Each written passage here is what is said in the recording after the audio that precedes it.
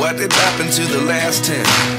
I ran away with my life, fast forward, never turn back again. It's kind of funny that the more we pass time, the more we need to set the rewind. And 19 was the year I had to leave you, but now I'm seeing all the signs. Is this really happening? I can't believe it's true. امروز داریم میریم روین ببینیم. روین چند سعی میکنیم 4 تا رو ببینیم. امیدواریم که تایم اونطوری بشه که 4 تا رو ببینیم. درسته؟ آیه مهمان ویژه مهمان کشور شهر بشت اینجا آره اینجاها رو اگه بتونیم ببینیم بقایای شهرهای مایایی تو زمانهای گذشته و یه حس حال انگار داریم سفر میکنیم به زمان. آقا اصلا 3 تا رشتی با هم نمیشه که هم سفر بشن و هر 5 بار حرف در دقیقه نیست رو افتادیم باید که غذا خوردیم داریم در مورد غذا بعدی فکر میکنیم حالا نکتش این بود که صبح از ناامیدی ماشین ها رو زدادیم و تاکو خریدیم چیکار کنیم وقتی میبینیم ماشین بسته است چیکار کنیم تاکو رو بگیریم حداقل با شکم گشته فکر نکنیم سیر ماشین فکر کنیم تو نمیخوای بخوری؟ من 2 تا دارم من از تو مایای اون دیگه برای تو نیستی الان تو دوباره گشنت شد.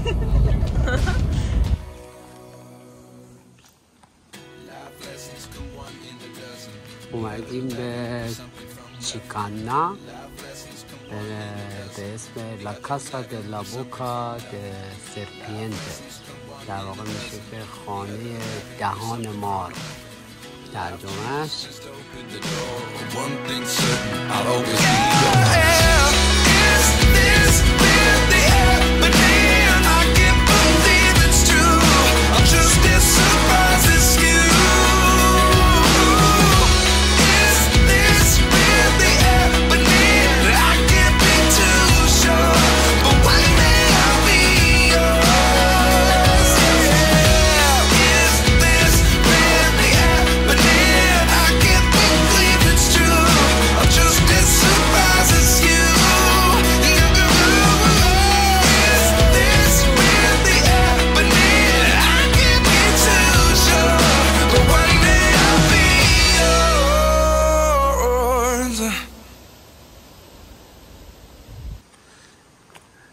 یکی از روینای 850 قبل از میلاد ساخته شده این بنا و اتاقا و پله های زیادی داره که الان با هم دیگه میریم میبینیمش.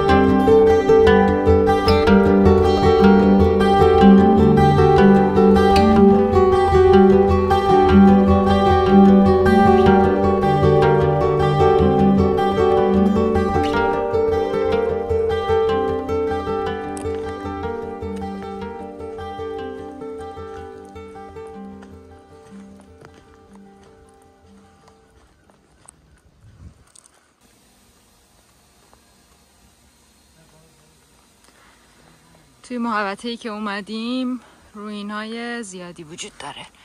یه دونشونو که دیدیم 2 طبقه بود، اینا هم کفن و اینا تو زمانهای گذشته محل زندگی مایا ها بودن، قبایل سرخپوست آمریکای لاتین.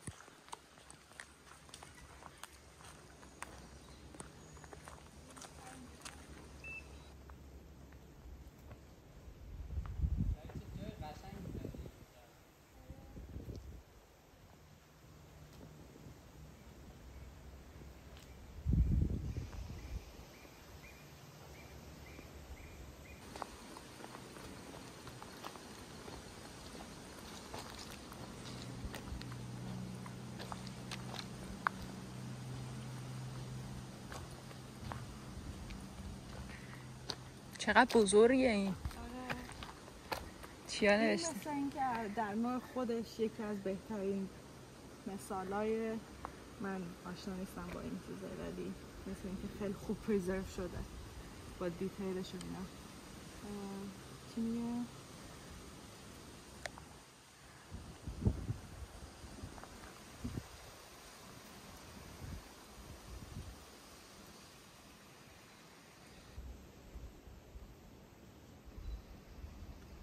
Itzamna. Representations of Itzamna. زامنا. It's a great face with an open mouth. یه دهن بزرگ. این همونه دهن مار. درسته؟ شاید. چون سردر تو ورودی نوشته بود بوکا دل لاسی سرپینته. Entrance into the buccal cavity and symbolically indicates the introduction to the entrails of the powerful gut. زامنا اسم یه فستیوال هم هست تو طولو، موسیقی. زامنا.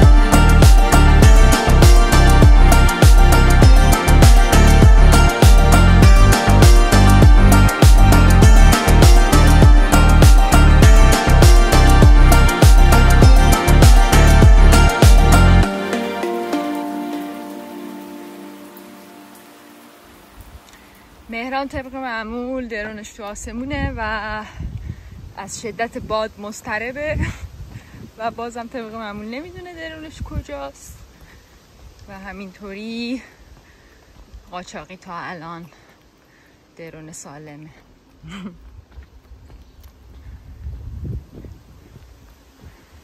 داریم میرسیم به یه روین دیگه. اینجا همیشه این سایت های روین های مکزیک واسه من حالت سفر تو زمان رو داره، سفر به سالهای خیلی دور.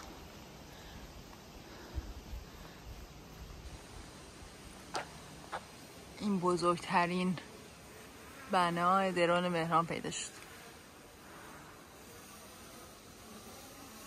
اینکه این روینا کنار همدیگه قرار گرفتن این نشون میده که یه تمدنی اینجا بوده، یه شهر بزرگی بوده و قبایل مایایی اینجا زندگی میکردن.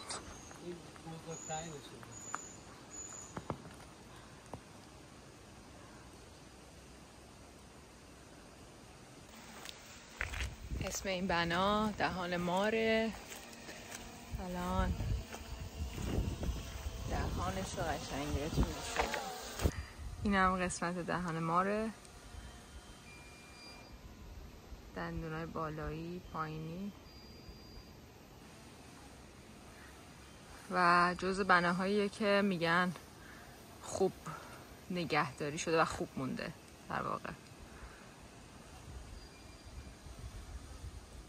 Cardinal point in the Maya vision of the universe, which was like the place at خورشید. از همینجا این میگه که این داره به سمت شرقه. این اینجا یه پلازاییه که این قسمت شرقیشه که در واقع طلوع خورشید از اینجا اتفاق میفته و توی اون دیدگاه و تجهیز سیستم فکری مایا خیلی چیز مهمی بوده طبق این. این هم خیلی بزرگه، این از اون بزرگتره. آره ولی این پشته اون وسط یه میدونگاهی بود که این قسمت غربیه اون چیزه. امیدونی هیچ دریچه‌ای هم نداره بزرگی، ولی این که قسمت شرقی بود به سمت خورشید. رعیت ها هم اینجا چادر میزنن. دیگه داریم تاریخ رو داستان سازی بردهداری میکردن. اون موقع چیز میکردن، سر برده‌ها رو میبریدن میخوان شنطه. خب این بخش اول روینا رو دیدیم که 3-4 تا روین کنار هم دیگه بود. الان میریم برای یه ور دیگه که روینا فکر کنم بیشتری داره. خیلی بنای جالبیه. من خیلی حال و هوای چغازنبیل رو به من میده و نمیدونم چرا، شاید حالا خیلی هم شبیه نیستن ولی برای من یادآور اوناست، اون حال و هوا. ولی خب وسط یه جنگل خیلی بزرگیم که واقعا فکر این که قدیم اینجا زندگی میکردن و سبک زندگیشون چجوری بوده و وسط این جنگل ها آدم تو فکر میبرم. بریم یه جا دیگه ببینیم روینای بعدی چجوری هن. این روینا هم همه روینایی هن که نزدیک شهر باکالار، یعنی کسایی که میان باکالار میتونن علاوه بر این که حالا تفریحات آبی و تجربیات مختلف داشته باشن تو باکالار، میتونن روینا هم ببینن. بخش تاریخی قضیه هم تو این شهر براشون ساپورت میشه.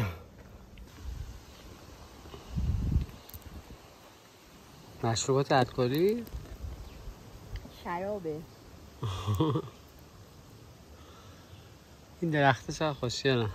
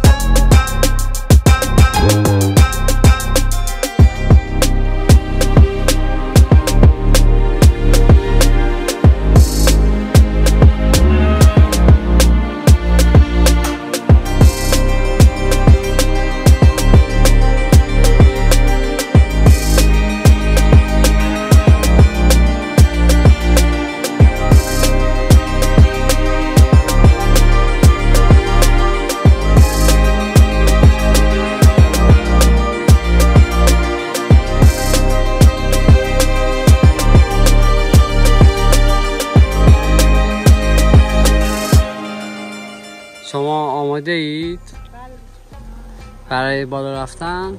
همسترینگ و همه از اینجا من چرا میام قطعا بالا آمدن که میام، ولی من میگم اول اونو ببینیم، اینو بریم بالا. حس میکنم اینو بریم بالا بیایم دیگه هیچ کاری نمیکنید.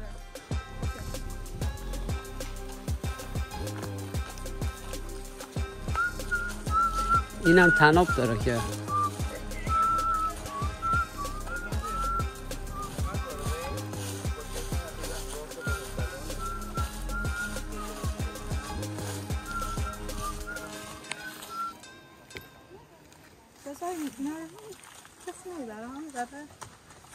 بذاریم پایین. با تناب میخوای بری؟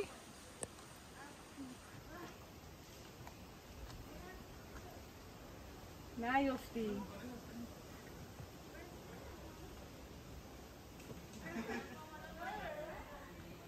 من نمیخوام برم. تو نمیای بالا؟ چرا؟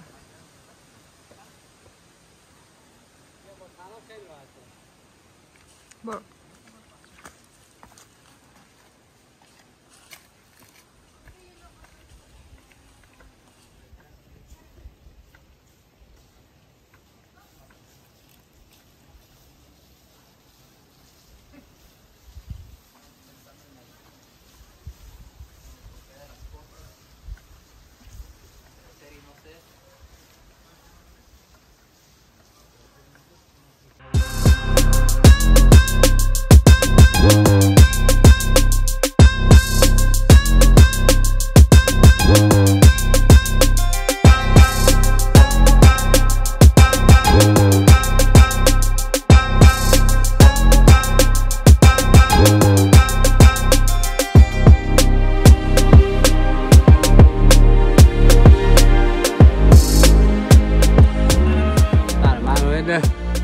بالا رفتن شروع میشه.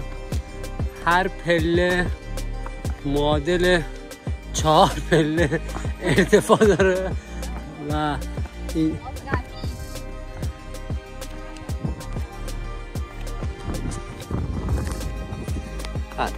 روش مختلفی برای بالا آمدن انتخاب میکنن. این بانوی شمالی از روش تناب استفاده میکنه، اون بانو از روش محلی